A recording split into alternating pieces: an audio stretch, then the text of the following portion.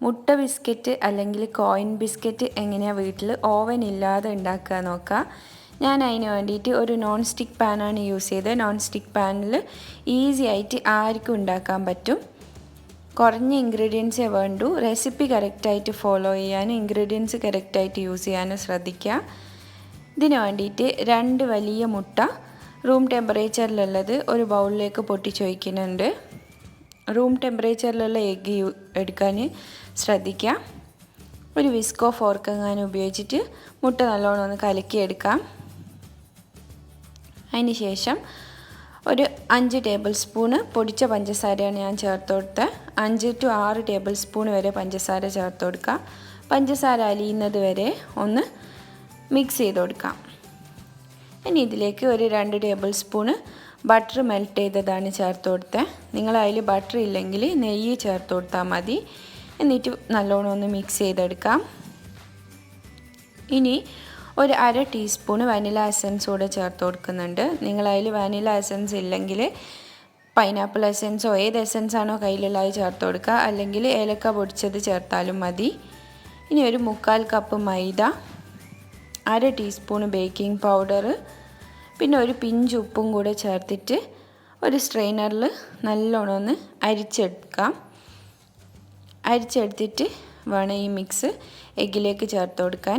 ഇതിലേക്ക് ഒരു 1/4 ടീസ്പൂൺ മഞ്ഞൾ കൂടെ ചേർത്ത് കൊടുക്കേണ്ടത്. ഇതൊരു കളറിന് വേണ്ടി മാത്രമാണ്. ഇത് കംപ്ലീറ്റ്ലി ഓപ്ഷണലാണ്. ഇനി ഇതൊക്കെ കൂടെ നല്ലോണം ഒന്ന് മിക്സ് ചെയ്തെടുക്കാം. ഒട്ടും ലംസ് ഇല്ലാണ്ട് വേണം മിക്സ് ചെയ്തെടുക്കാൻ. അപ്പോൾ ഇതാണ് ഇതിൻ്റെ കൺസിസ്റ്റൻസി. ഇനി ഞാനിവിടെ ഒരു ദോശപ്പാനാണ് എടുത്തത്. ദോശക്കല്ല് 10 മിനിറ്റ് പ്രീ ഹീറ്റ് ചെയ്യാൻ വെച്ചിട്ടുണ്ട് മീഡിയം ഫ്ലെയിമിൽ. ഇനി ഒരു സിപ്പർ ബാഗോ അല്ലെങ്കിൽ പൈപ്പിംഗ് ബാഗോ യൂസ് ചെയ്യാം. അതിലേക്ക് നമ്മൾ പ്രിപ്പയർ ചെയ്ത മിക്സ് ഇട്ട് കൊടുക്കുക. ഞാനിവിടെ ഒരു പ്ലാസ്റ്റിക് കവറാണ് യൂസ് ചെയ്തത്. ഇനി ഒരു നോൺ സ്റ്റിക്കിൻ്റെ പാൻ എടുത്തിട്ട് ഞാനിവിടെ ഒരു നോൺ സ്റ്റിക്കിൻ്റെ ദോശപ്പാനാണ് എടുത്തത്. അതിലേക്ക് ഓയിൽ അല്ലെങ്കിൽ ബട്ടർ അപ്ലൈ ചെയ്ത് കൊടുക്കാം. ഇനി നേരത്തെ കവറിന് അടിയിലൊരു ഹോൾ ഇട്ട് കൊടുക്കാം.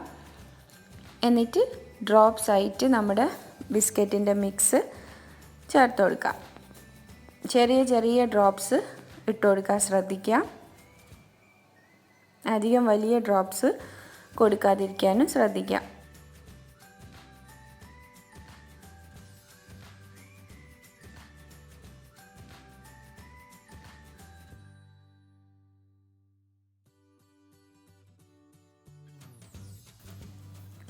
ഇനി ഇത് നേരത്തെ പ്രീഹീറ്റ് ചെയ്യാൻ വെച്ച ദോശക്കല്ലിൻ്റെ മുകളിലേക്ക് വെച്ചിട്ട് ഒരു എയർ കടക്കാത്ത രീതിയിൽ ഒരു മൂടി വെച്ചിട്ട് നല്ലോണം കവർ ചെയ്തിട്ട് 12 മിനിറ്റ് മീഡിയം ഫ്ലെയിമിൽ കുക്ക് ചെയ്തെടുക്കാം.